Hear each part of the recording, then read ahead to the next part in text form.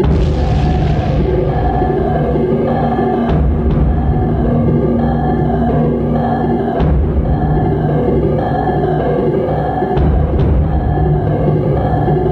the Requiem Metal Podcast, episode 11, Sepultura.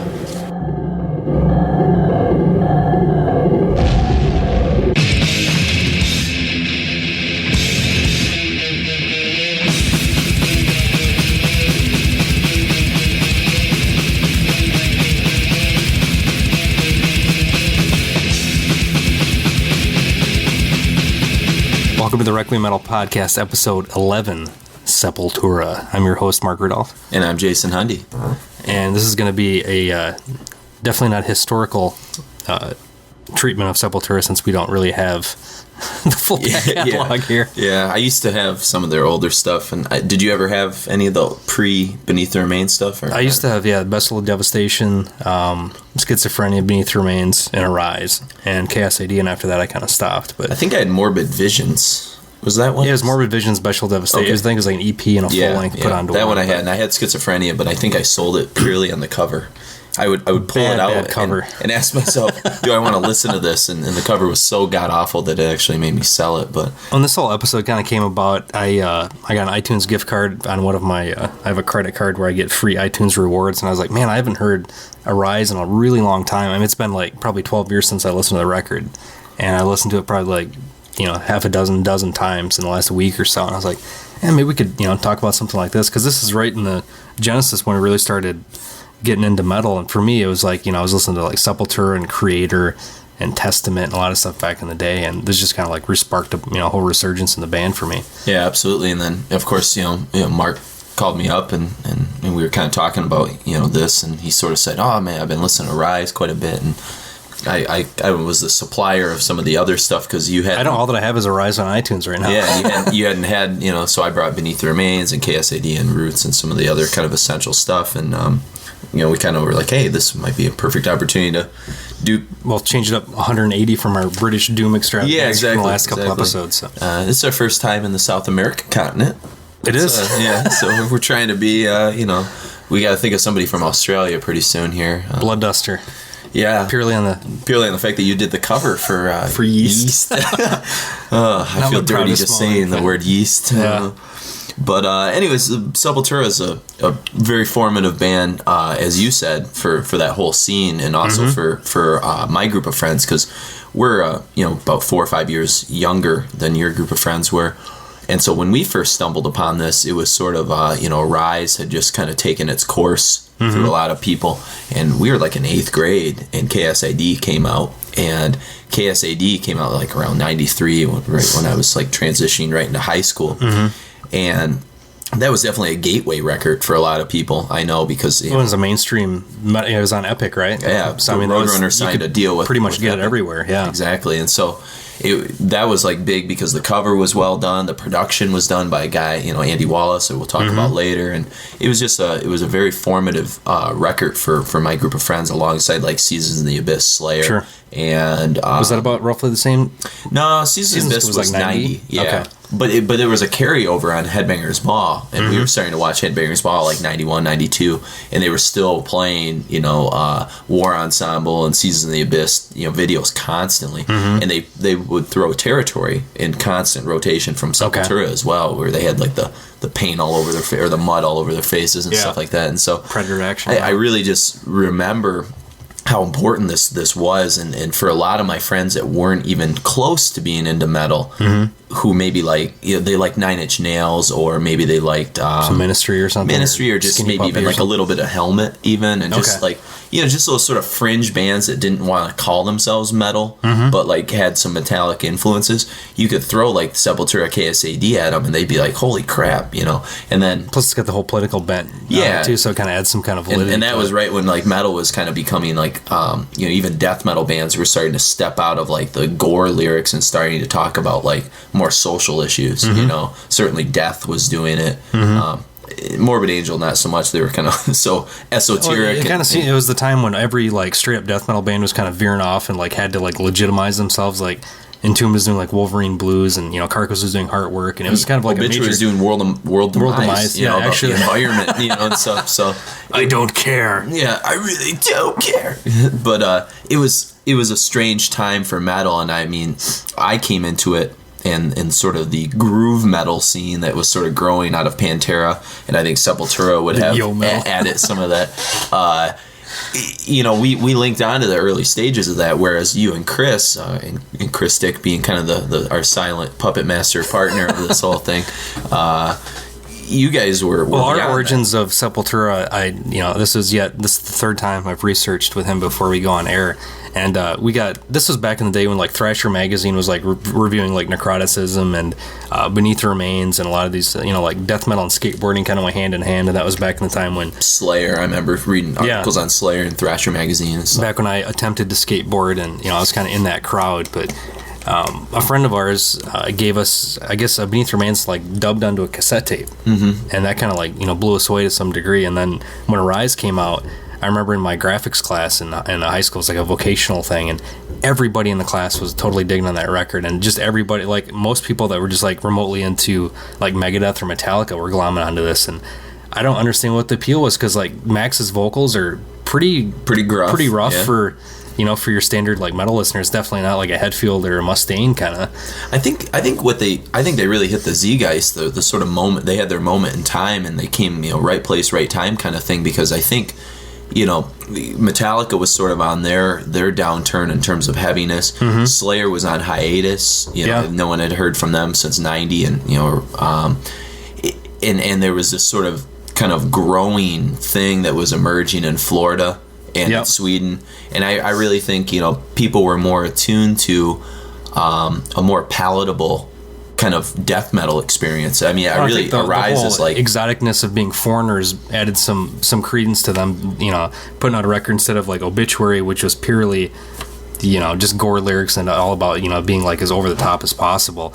A band like this was coming out of a fairly like volatile social environment right then. In Brazil, and, yeah, absolutely. And it's weird too, because like I said, it was this idea that Sepultura was almost like a more like I said, palatable or digestible sort of. They're coming out of that whole thrash school too, instead of like straight up death metal, but there were very catchy elements because of the Bay Area sound that was sort of leaked into their, But the vocals are very much death metal, which is it was a really weird hybrid at that time, because they're kind of coming out of the like Exodus, Testament, Metallica, Megadeth school, yet having that same like that German the Creator Sodom destruction kind of thing too, that was happening. Vocally, I kind of would compare him a lot to like Millie from Creator. Yeah, in some ways, a little slightly lower register of that. Yeah. Yeah, and so it just again a strange sort of thing, and there was a small scene in Brazil that was going on, like there's Sarcophago and Incubus, and again it didn't. Those bands never really went anywhere, but for some reason, Sepultura kind of got in. I think they became friends with a lot of the American bands, and so there was some sort of back and forth. It was even was it on Beneath the Remains where Kelly Schaefer from Atheist did some vocals? John Tardy from Obituary was on there as well, and so the whole Scott Burns connection, I think, getting signed to Roadrunner Records because of the success of Schizophrenia. So I think Schizophrenia, for what it was, being an underground metal record from South America, that's a lot of elements working against you, and still it was a pretty fantastic record. From what I can remember, it's been it's been a few years since I've listened to 12, 13 years since I've heard the record. But anyways, it was I think all of that kind of added to the fact that they were the right band at the right time, and Scott Burns from Roadrunner Records sort of took them under his wing and kind of nurtured them at the same time that bands like Obituary and Morbid Angel and some of these other Florida bands were starting to gain success. And I think they sort of towed the line of hanging out with some of those bands, but you could also throw them on a bill with a Ministry or a Metallica or a Megadeth, and they might alienate a few people, but they had enough catchy thrash elements that they could sort of glue into people's thoughts. I mean, the one thing I think about Sepultura is like, they're fast, and like the Max's sort of intonation of his English lyrics and his gruff vocals, but there's always this element of catchy songwriting that's there across the board. And I can't speak to their newer stuff because, to tell you the truth, I tapped out pretty much right after Roots. When I didn't even get that far. When the Cavalera brothers sort of broke off, and we'll talk about that a little bit later, a little bit, not a lot, but that was a stopping point for almost all my friends with Sepultura. And just, you know. And I mean, and Derek Green was a competent enough vocalist, but really it was like, well, I think they've kind of run their course. Mm-hmm. I think they kind of hit the peak with Roots, and then it seemed like they kind of backpedaled a little. I remember hearing a little bit, and I was just like, you know, and I think they're kind of done. I think too, Roots came out at a time where it was the tipping point of metal, of that whole scene. It was right before, you know, the Korns and Deftones, Limp Bizkit era. Well, it was involved with Korn, because the big thing with that Sepultura Roots record was that the producer was that Ross Robinson, 97. Yeah, Ross Robinson, who had gotten big recording that first Korn record. Sepultura picked him to record their record, and they even had Jonathan Davis from Korn on a song with vocals along with Mike Patton and from Faith No More and some other people. But again, it was this sort of like Sepultura's experimentation with thrash and nu metal before we knew how bad nu metal was going to be. And then I think right after that, we got Disturbed. Yeah, I mean, you get Disturbed and Limp Bizkit and all the other crap that sort of, you know, came out of that stuff. And yeah, I can honestly call it crap. Yeah, and even really to some extent is I'm sure as, you know, headbanging and mosh pit worthy as a band like Soulfly is, it didn't do anything for me. I was done with that scene. Yeah. And they may have had good songs, but I'm gonna preach ignorance to the fact that I never wanted to give bands like that a chance, because I just felt like that scene had kind of, you know, died, you know, and it seemed like it was perpetuated by the record companies to like, well, this is metal on our terms. Yeah. You know, we can accept this as metal, so here's what we're Exactly. And they were selling it almost to like sort of the frat guy market of like, you know, here's some metal to like, you know, hit people to. It's awesome, you know. Push-ups to, yeah. Yeah, and that didn't do it for me. So in saying that, we're really going to sort of just focus in on three records. You know, Beneath the Remains, which was released in 1989, and, you know, it's kind of their last really standard sort of speedy death speed metal kind of record. Speed metal kind of record. And then Arise, where they're starting to, you know, bring in some more sort of dynamic elements, was put out in 91, if I'm not mistaken. I think it's 1990. Was it 90? Okay, 90 or 91. And then you said that from what your memory serves, that they were on tour for a couple of years, and that's probably when they really spread the seed of Sepultura throughout the world, that people were really kind of becoming aware of them. And then kind of the peak of that sort of original Sepultura sound, I think, kind of really ends with KSAD, which is almost a hybrid of where they're going to go in the future and where, you know, they had previously been. So those are the three records that we're going to kind of be, you know, sort of studying over today. And, you know, it's just really strange that Sepultura was able to become as big as they were. Like you said, you know, you know, this sort of idea of the right place, right time kind of thing was really unique. 91, you're right. Was it 91? For okay. Rise, yeah. And I feel like they didn't, you know, like a band like Slayer, they even got bigger in some ways than Slayer did to a certain extent in that early 90s sort of sound. I mean, they had more hype around them. More people were talking about Sepultura than they were Slayer, and I think, you know, Slayer had really hit their peak with Rain and Blood being a hyped up band, and then, you know, after that they continue to put out competent records, but that was you had Rick Rubin behind Rain and Blood, and that was totally kind of their big, here's our moment to shine. Sure. And then it was always kind of like, well, we've got to live up to that expectation. Where it was like, oh, that's just, you know, it's Slayer, they're doing their thing. But yeah, Sepultura was like it was a big deal, and it was just right place, right time. Yeah. That's all I can really... And just the fact that KSAD was on Epic Records, I mean, that was, you know, epic in itself, you know, you know, no pun intended, but...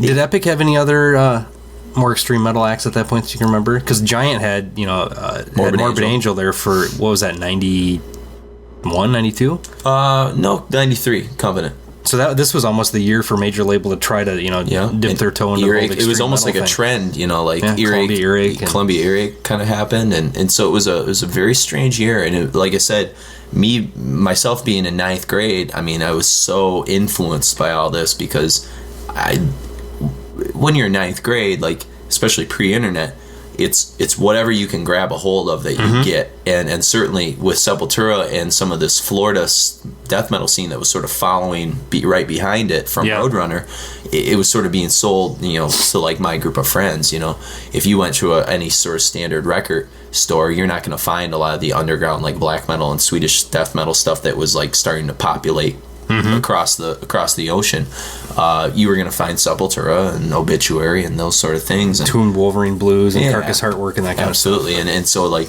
again, I think that's kind of partially why they were able to sort of grab a hold of this. So, your thoughts on Beneath the Remains, which is the first record we're going to kind of look at. What are some of the things that sort of stick out to you from just sort of listening to it for a little bit? Yeah, this is the first, I listened to it for the first time in like 10 or 12 years tonight, briefly, not even for the whole record, but you can see some of the seeds. I think, is it in Mass Hypnosis where they start doing the discordant guitar stuff that you'll end up seeing a little bit, really minimally on Arise, but a lot on KSAD. Yep. But they're kind of taking that thrash formula and mixing it with and being from Brazil. I mean, like at their roots, a tribal nation. They're bringing a lot more, drumming and rhythm and things that like a typical like German or U.S. thrash band isn't going to have into it. A lot more dynamicism that way. But and I really feel like because of the roots of Brazilian music in that it's so rhythmically based, there's always this sort of groove. Sort of there's this element of you can always find a groove element in almost every song that Sepultura does. I mean, as thrashy as it is, and I mean, groove is an important part of certain elements of thrash. Like the breakdown is king in thrash. Absolutely. And so, but with Arise, I think they took the whole. I mean, even though we're not necessarily talking about Arise right now, but they took the muted chunking kind of thrash thing to like the peak, the epoch that it could possibly go. I think. Yeah, and I think alongside bands like Pestilence and some of the other like early they're 90s kind of towing the line between death metal and thrash. Exactly, and I think those type of bands really did a nice job of it. And Sepultura was probably the most successful example, out of that whole thing. But yeah, the trio songs we had picked out were Inner Self, which it seems like it was almost like the single off that record. From what I can remember, Not that it got probably a lot of MTV but that was like the kind of like if you made a mixtape for somebody to Sepultura on it, you throw that song through Inner Self on there. And but my personal favorite has always been Mass Hypnosis, which will be the second song we hear, and that's got some really fantastic sort of drumming from Igor, just really sort of pounding, almost that kind of death human type element is happening on it. And it should be said that Igor Cavalera, who's the drum player, he's the drummer for the band, and his brother Max Cavalera is the rhythm guitar player and the vocalist, and then Andres Kisser is the lead guitarist, and then we got Paulo Jr. On bass.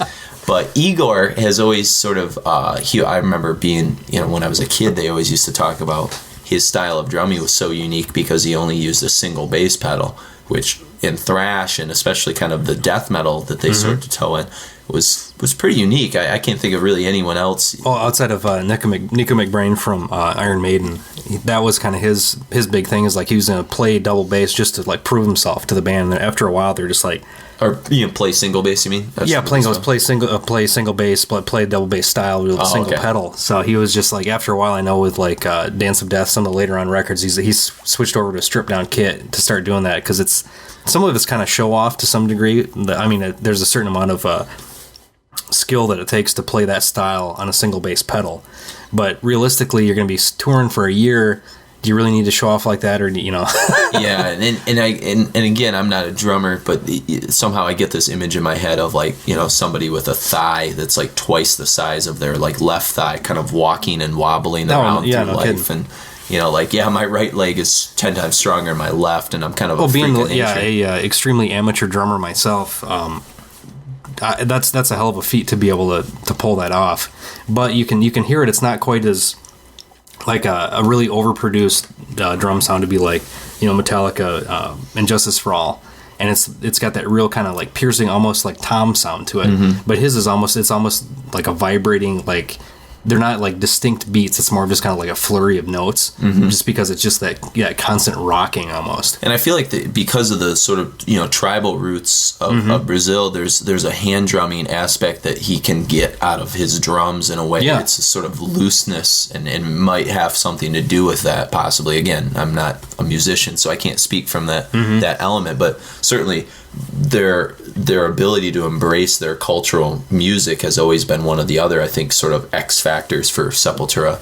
Right down to the fact that on albums like KSID, they not only tried to play some sort of tribal drumming kind of stuff, but they actually worked with a real tribe on one of the songs, and then they even went so far to on Roots, which we won't be listening to, but on Roots there's a song where they get a Brazilian kind of hip hop artist to sort of rap with them a little bit, and it was a cool song, but I just ripped it into my iTunes today, so I'll have to check. Yeah, it's a strange song. So, but anyways, it's something to listen for. Anything else that you can think of in terms of Beneath the Remains? Well, with my limited listening to it right now, I mean, it was kind of a precursor to things to come on Arise, but it's funny because a lot of the elements that end up showing up on KSID are on Beneath the Remains, but kind of bypass on Arise. Yeah, a lot of that discordant guitar kind of thing, and more of the kind of crusty punk elements that are peppered throughout the record. Sure. But yeah, so all right. Well, anyways, we have Inner Self, Mass Hypnosis, and then the last song we'll hear is Sarcastic Existence.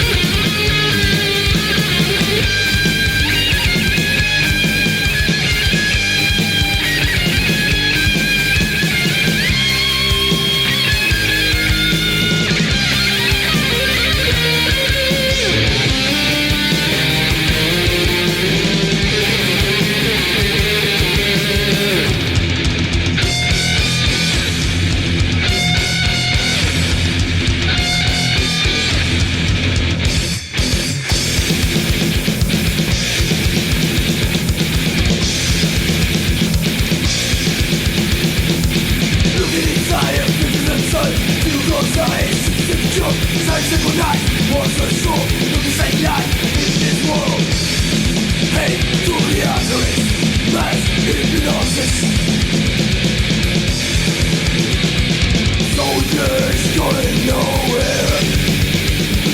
Soldiers fight and fight their fate.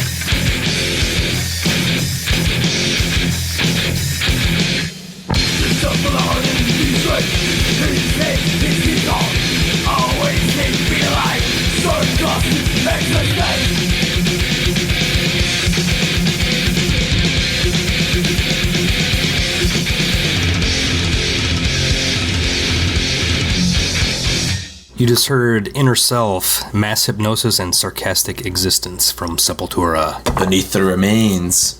And that last tune you just heard, actually, Sarcastic Existence had what we noticed was a really big Testament influence. And Testament always has had a much different sort of approach to how they did thrash music.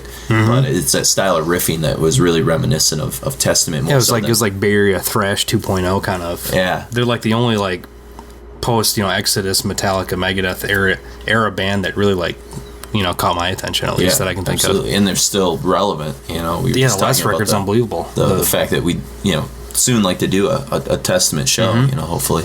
That's another band that, similar to Sepultura, I sold off all the stuff years ago, and I went back in the last couple months, picked up basically everything. Sure. And I was like, why did I sell this in the first place? Stuff's great. So. And it's like, it's funny because, you always seem to miss the era that I came in on. So like I'll be talking about like like KSAD and Roots, and you're kind of like, well, I remember vaguely hearing those records, and the same goes with like Testament, where like I loved like Low and Demonic and some of this stuff, and you're like, well, I kind of was out of Testament then and didn't get back into Souls of Black was the last one, and I was just like, I don't like them doing death metal vocals for some reason. Yeah, but. So it's kind of interesting. But anyways, back to Sepultura, and so in that last tune, you kind of heard some more kind of Testament style riffing, and then what was the one we heard a little like the first 30 seconds? We heard like a little bit of Death Human in it. Inner Self, I think, was definitely had some Death Human kind of elements. Yeah, their style of riffing, and then Mass Hypnosis. Like, I don't know. That's just a personal favorite of mine because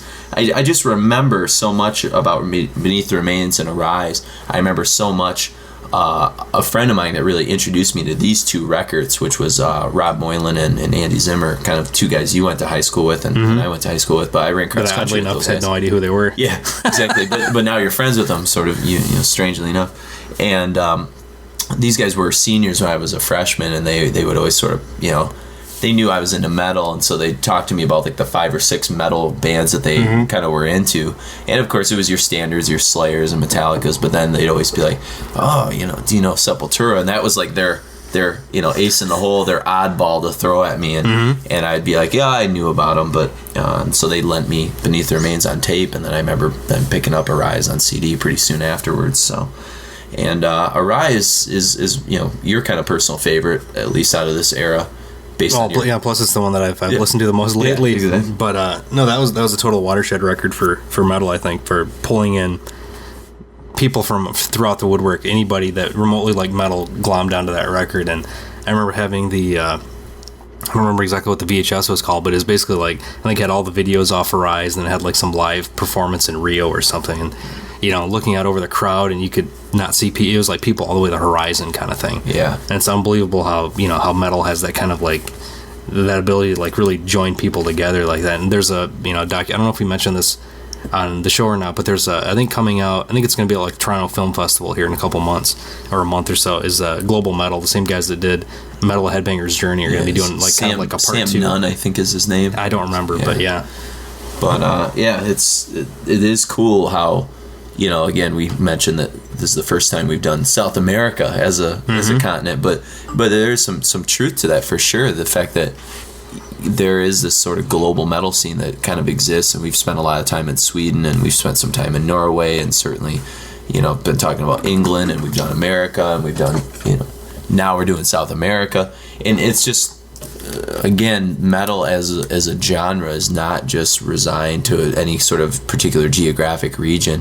If anything, the geographic region determines the type of style of metal maybe sometimes, but that's what sort of made it sort of such a comparable genre that has lived through so many ebbs and flows and changes in the music industry, and it just sort of continues to be, something that is a force, And in some ways, we were talking about this, and maybe this is kind of why we're looking back at this era of metal as well in the early 90s, because in the early 90s is when a lot of us were sort of teenagers, and it was a lot of young kids kind of getting into this stuff. And now that we're older, we're the ones sort of making a lot of decision makings, and that's why you're seeing like books coming out like Choosing Death and some of these other like sort of compilation books of the history, sort of Ian Christie's History of Heavy Metal. And a lot of these documentaries. I mean, VH1 is the 4-part metal history. Well, there's also what is it? Is it Baghdad?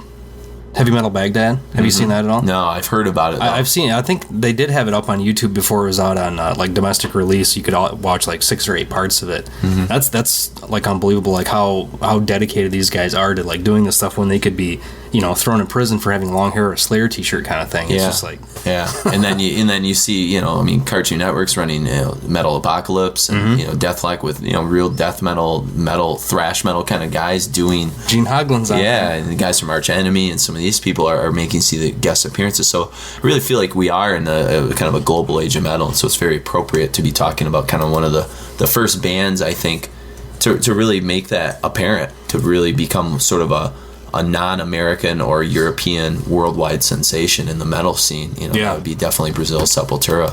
And so the next record, you know, like we said, that we're going to be talking about is Arise. And the one thing I would say that I noticed the most about Arise is they're moving from just some of the Bay Area style of thrash, just sort of like, you know, kind of chug along, to really getting into some more like kind of more sinister elements of like Slayer and there's a lot of Slayer breakdown, Slayer lead kind of stuff going on. There's a couple of tracks that almost start out, you know, 20 seconds Slayer, and then they change it up just at the end before. But And I think as a whole, Arise is the most consistently good record that I can think of. Yeah. Like start to finish, you know? It's the most consistent sounding. Like KSID is kind of all over the place as far. There's a lot of experimentation going on. Yeah, it's definitely a potpourri metal kind of disc, you know. But I think it's interesting too bringing up Slayer, because if my memory serves right, and I don't want to start any crap out there, but there is, or at least there used to be, some bad blood between Sepultura and Slayer, because they were kind of like the twin kings of like popular extreme music, you know. Neither of them were quite death metal bands, but they definitely weren't Metallica either. They weren't sort of your, the step above that kind of stuff. Yeah, and so I don't know if some incident happened on tour. I seem to remember some sort of story where they were like at a big metal festival together, and one of the bands dissed another band on stage or something like that, and sort of made a snide comment about them. I don't know who, where, how, or any more to that story than that, but kind of interesting, talking about global metal, but yet just like anywhere else, there's fighting between these global metal bands. So, and some of the other things we see is we're starting to hear these really big sonic, like almost sort of Celtic Frost breakdowns. The breakdown, yeah. Like almost like what you hear, and it's like the stuff that Metallica was really good at doing, like on Injustice for All and Master of Puppets, but it's taken to like a heavier element, much like you hear with Napalm Death's like Suffer the Children and some of these kind of songs. And Obituary had some pretty real sick, slow kind of groove breakdowns. And Sepultura really seems to find their voice with that on this, and they're gonna do a lot more of that in the future with KSAD and Roots, but take a lot of the thrash elements out, unfortunately, for some people. Well, a lot of the traditional thrash, like lead elements as well, like the guitars end up being almost like this abstract instrument at some point.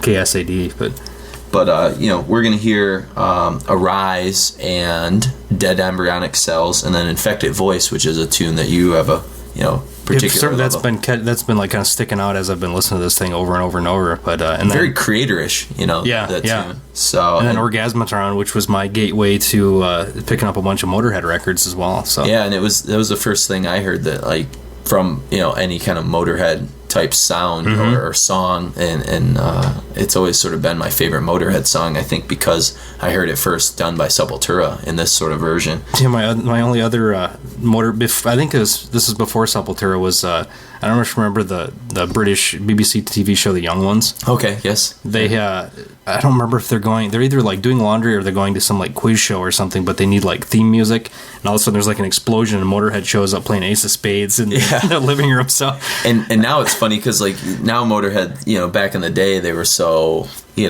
not mainstream, and now it's Lemmy's he's like Ozzy Osbourne. I mean, I just saw like some cell phone commercial where they're talking about Motorhead tickets or something. So exactly. It's very strange. He's telling me an Ace of Spades. I know exactly the cell phone commercial you're talking about.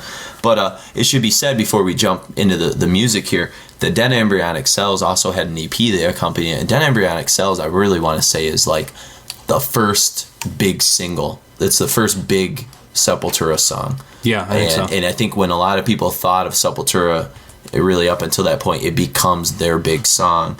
And, you know, years later with like KSAD, they're going to have, you know, songs like Territory or like Roots, Bloody Roots. But, you know, I'd say that's sort of like got to be, if you see Sepultura today, and granted I don't know because I haven't seen them in years, that's probably maybe their album closer. Not their album closer, their show closer, Number, because it just sort of has that kind of power to it. So, anyhow, without much further ado, we're going to hear Arise, Dead Embryonic Cells, Infected Voice, and then end with a very fantastic cover from Motorhead's Orgasmatron. I dare you to not have it stuck in your head all day. God, sticky sweet. So.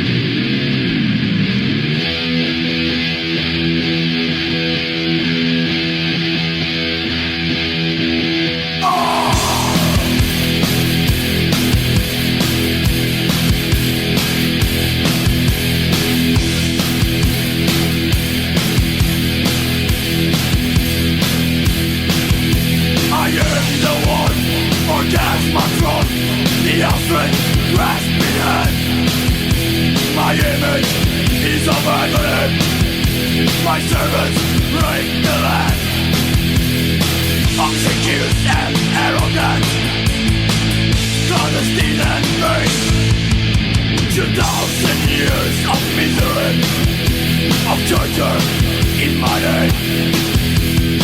Hypocrisy made paramount. Paranoia the law. My name is your religion. Sadistic, sacred porn.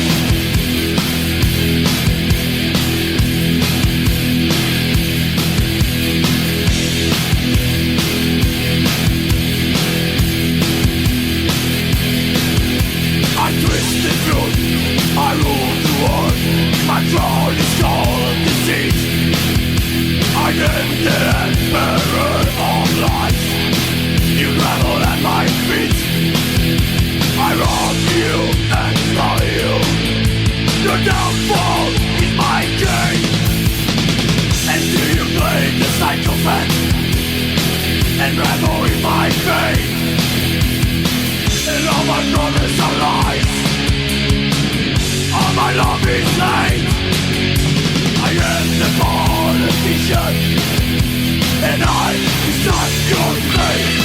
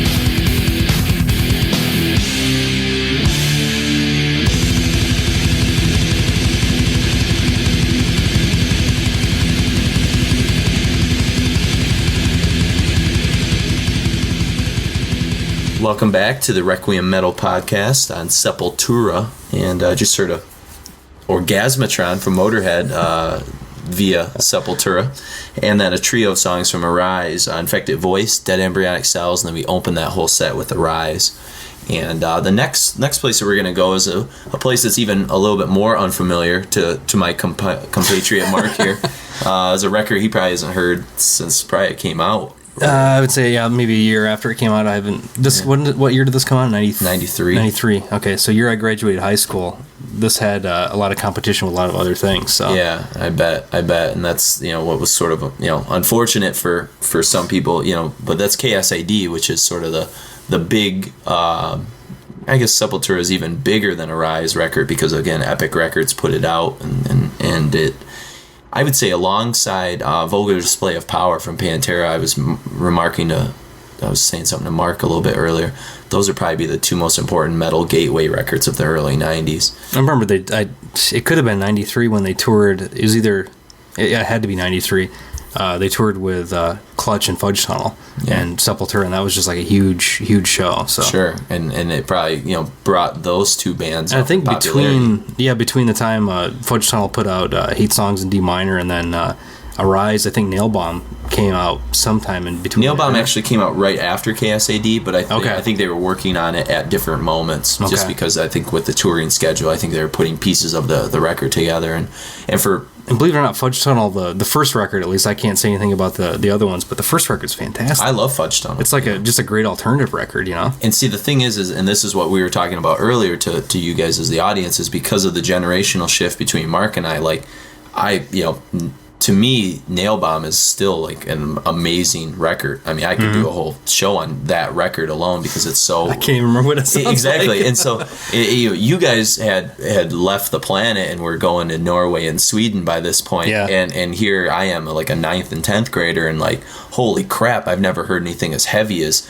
well, we're like Sepultura. Hip Deep and Dark Throne and Emperor and stuff at this point. And no one's to expect that you would have any interest in some American industrial metal project. You know, like what's the heck's the point of that? Well, actually, not American, but Brazilian and British, right? Because Alex Turner, was he British? Fudge Tunnel? I think was that his last name?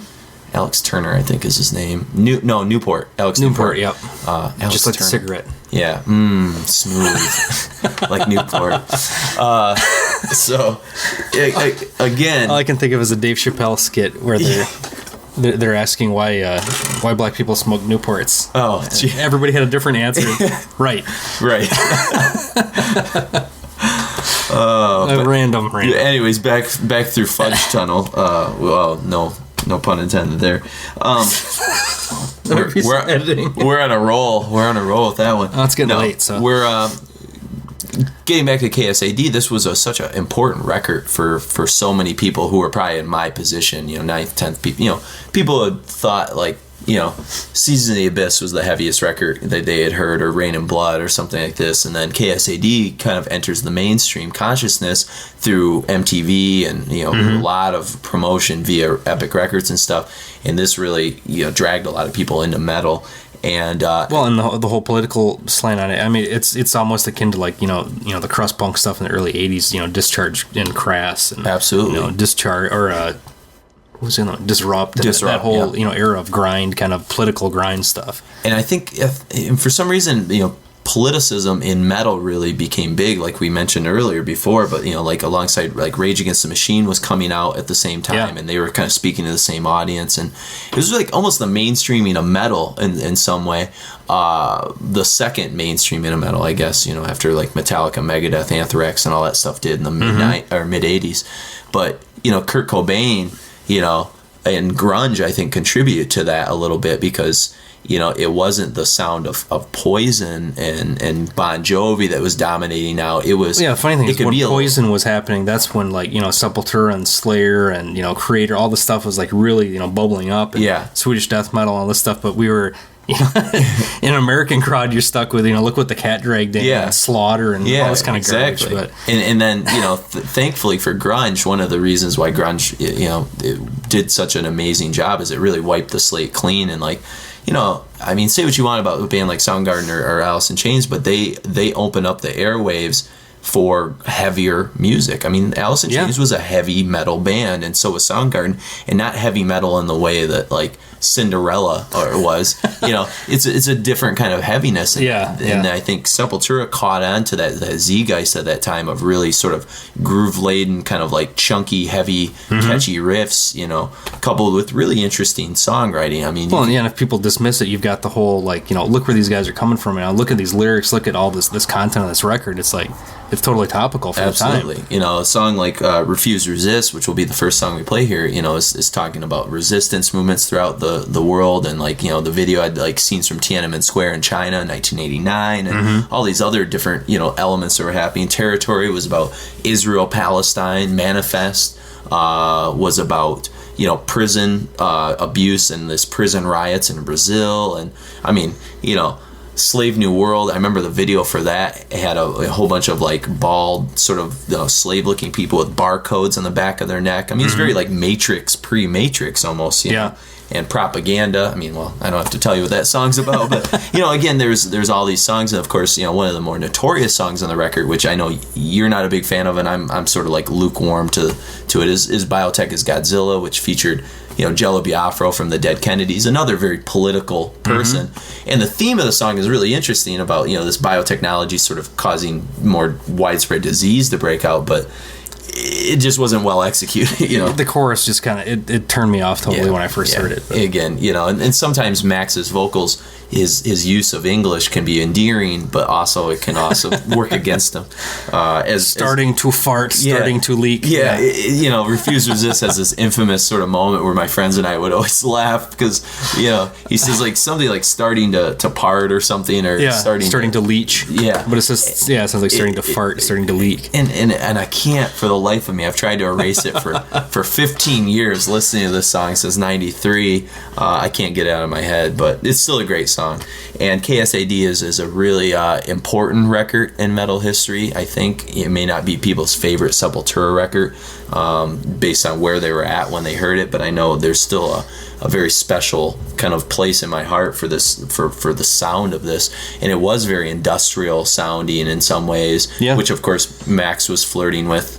That was the era Nailbomb, of, you know. Yeah, that was the era of Ministry Psalm 69, and when 9 Inch Nails kind of veered away from that gothy stuff to this really heavy industrial kind of sound. And I think Sepultura, again, they fit right, nicely right into that whole thing. And then the punk elements and the hardcore elements that you sort of spoke of, and they sort of slimmed down a lot of that stuff. They weren't as much of like sort of the complex leads, but they were going for more like kind of disharmonic type things, and really creating like really the 90s sound of metal without really knowing what they were doing at the time. I don't think they had any sinister plan to unleash new metal and groove metal throughout the world. I think we can blame that on the record companies in general. But. Exactly, for jumping on this. So enjoy Refuse Resist, Territory, Propaganda, and then my favorite Resistance song, Clenched Fist from KSAD and Sepultura.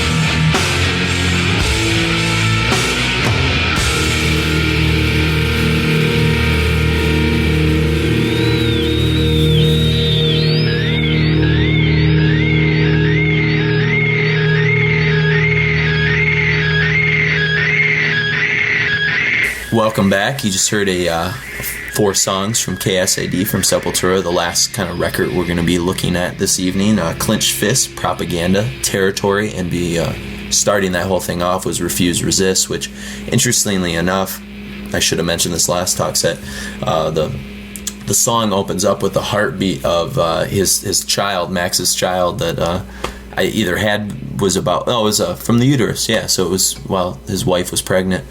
And it's interesting to bring up the wife because the future of Sepultura is sort of kind of centered around... at that point, Gloria was the manager of the band, and there was some... I don't remember exactly what the specific reasons were, but there's some tension there, and they end up, firing her as manager. So, you fire the wife, the husband's going to go with him unless he's a total jerk. Yeah, well, plus the dynamics of the two brothers. I mean, the brother was on the side with the rest of the band that wanted to get rid of the wife, and there was this recent, article in Decibel where they're talking about finally some reconciliation between these two guys, and how they really didn't even see each other at Christmas or talk for many, many, many years. Well, is that new Max Cavalera project? Is Igor on that? I think it's called the Cavalier Brothers or something like Cavalier that. Conspiracy or something. Yeah, I think he's on that. So I haven't heard it yet. Don't know what it sounds like, but again, they'll do one more record together as a band, which is Roots, and it's a very intriguing record. And we just frankly don't have time to get into like all the.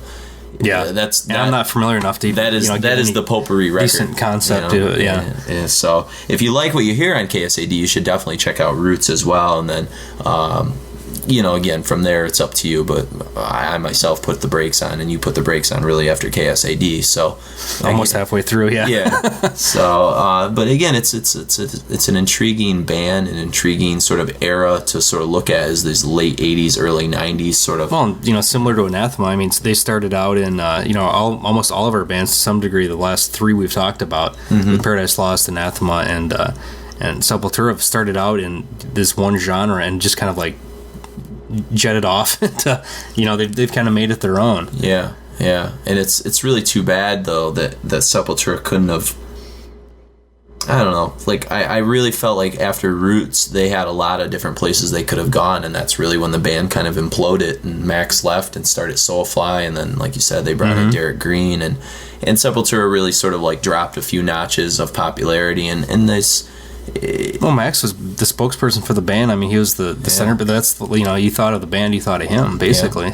And it is just really sort of hard to replace that. And so we don't know what Sepultura would have really done beyond Tell you the truth, Roots. I don't know what they sound like. They probably had like 4 albums out since Roots, and I could not tell you what one sounds like. I feel like I've heard maybe like a couple tracks off one time, and like I just was sort of... I think I got a promo with one post Roots, and I was just like... I could live without it. So again, we're not we're just talking about our favorite era of the band, and any Derek. If anybody can tell us, like, hey, this is the song, post Max Cavalera you really got to hear, then shoot us an email at requiempodcast@gmail.com. That's REQUIEM podcast@gmail.com. And then shoot us an email anyways and tell us what you think about all this, and whether you like the stuff that we're doing. If you have suggestions, if we're too schizophrenic going from British doom to Brazilian thrash. You know what though? Like it's how I think. It's how I approach music. I mean, I approach music not as a singular metal fan of one particular subgenre of metal, but as a in my head I can jump logically from Immortal to Enslaved to Sepultura to even from like Ornette Coleman to Hours to all this stuff. So it's like it's just whatever I'm in the mood for. I've got a wealth of that stuff around. So it's like just like with your recent purchases today. What was it? Deicide, Lobotomy, and then Abdul Malik. Abdul, the bass player for Thelonious Monk. And the guy at the record store looked at me a little funny, but that's fine. I enjoy those looks. It makes me feel like I'm a well-rounded person, a Renaissance man of sorts. So, but anyways, we hope you enjoyed our time spent with Sepultura, and we hope you'll tune in next time. So for Jason Hundy and Mark Rudolph, this has been the Requiem Metal Podcast.